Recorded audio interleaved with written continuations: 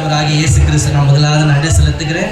அதே போல் இந்த வாய்ப்புகளை அளித்த என்னுடைய ஆசிரியருக்காக நான் நன்றி செலுத்துகிறேன். இதை ஆர்கனைஸ் பண்ணுகிற என்னுடைய நடுவர்களுக்கு மிகுந்த நன்றி என்று சொல்லி நாங்கள் நன்றி செலுத்துகிறோம்.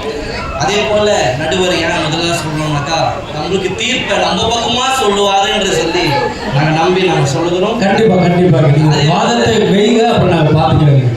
என்னுடைய கூட இருந்து செயல்படுகிற குழுவினருக்காக அதே போல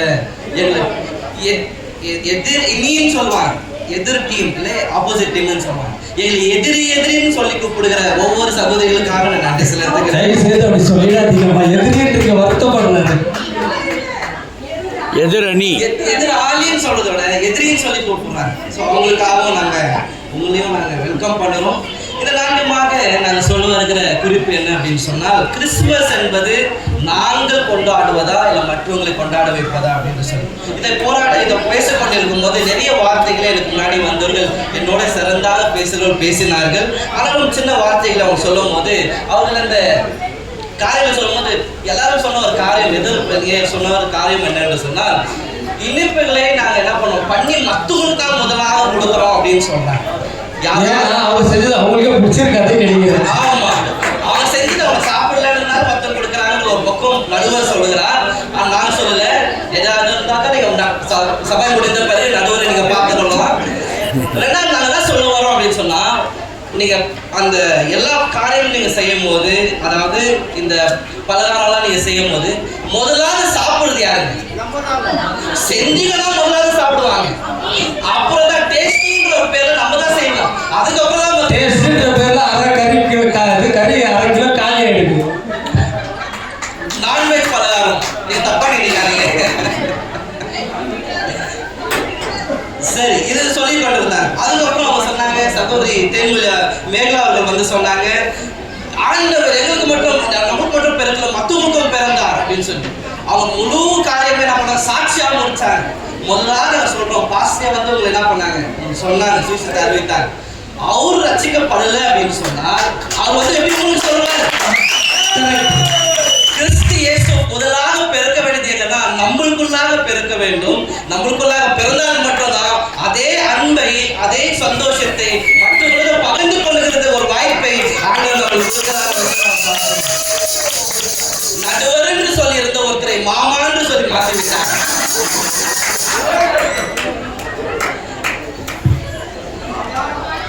அது மட்டும் இல்லாமல் ஒரு காரியத்தை நீங்க கவனித்தீங்களா, மேகா சிஸ்டர் பேசி கொண்டிருக்கும் போது மைக்கே ஆஃப் ஆகல. 7 நிமிஷம் ஆச்சு. அது டைம் பார்க்கணும் பார்த்தீங்களா, என்னோட மனைவி பேசிட்டோம்னு சொல்லி டைமே ஆஃப் பண்ண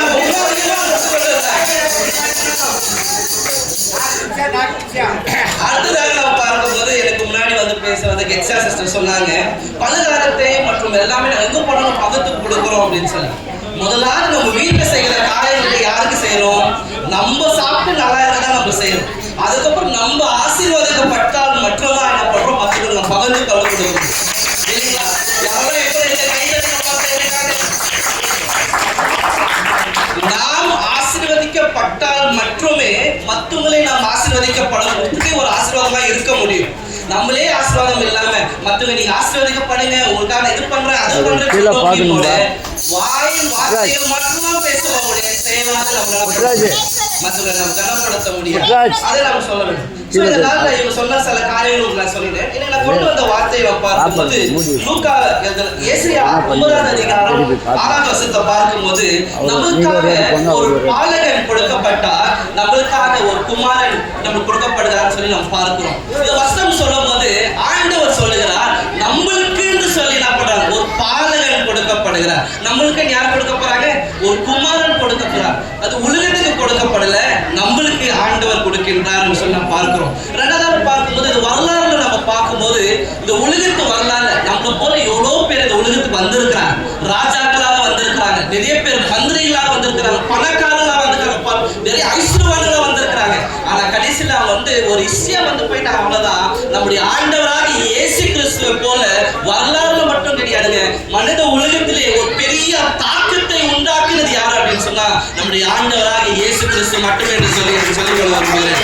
அடுத்ததாக நான் சொல்லும் ஒரு காரியம் சொல்லுகிறேன். நீங்க உட்கார்ந்து கொண்டு ஒரு விசுவாசியா நீங்க இருக்கலாம், நீங்க ஒரு போதகர்களா இருக்கலாம், நீங்க எந்த மாதிரி காரியமா இருந்தாலும் கிறிஸ்து இயேசு நமக்குள்ளாக பிறக்காவிட்டால் மற்றவங்களுக்கு போய் நீ எவ்வளவு சொல்லினாலும் அதுக்கு ஒன்றும் கண்ணி கிடைக்காது என்று மட்டும் அறிந்து கொள்கிறோம். கிறிஸ்து உங்களுக்குள்ள இருந்தால் மட்டுமே நீங்கள் சாட்சிகளா இருப்பீர்கள். சாட்சி இல்லைன்னு சொன்னால் இயேசு பத்தி நீங்க எவ்வளவு பேட்டு சொன்னாலும் உங்களை பார்த்து என்ன பண்ணுவாங்க, இவங்க தான் இயேசுவை நம்புறாங்களே, இவங்க நம்புற இயேசு நம்ப நானே என்ன ஆயிடுவாங்க, நானே கெட்டு போயிடுவேன். அதால இவங்க நம்புற இயேசுவை பரவாயில்லைன்னு சொல்லலாம். கரங்களை தட்டலாமா?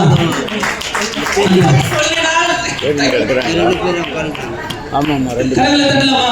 கரங்களை தட்டி கர்த்தருடைய நாமத்தை மகிமைப்படுத்தாங்க. நாளிலுமாய் இந்த ஆண்டவராக இயேசு கிறிஸ்து முதலாவதாக நமக்கு பிறந்திருக்கிறார். நாம் ரட்சிக்கப்பட்டதா பிறரை ரட்சிப்பின் வழியில் நடத்த முடியும்.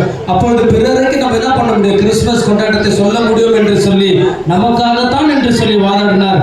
கடைசியா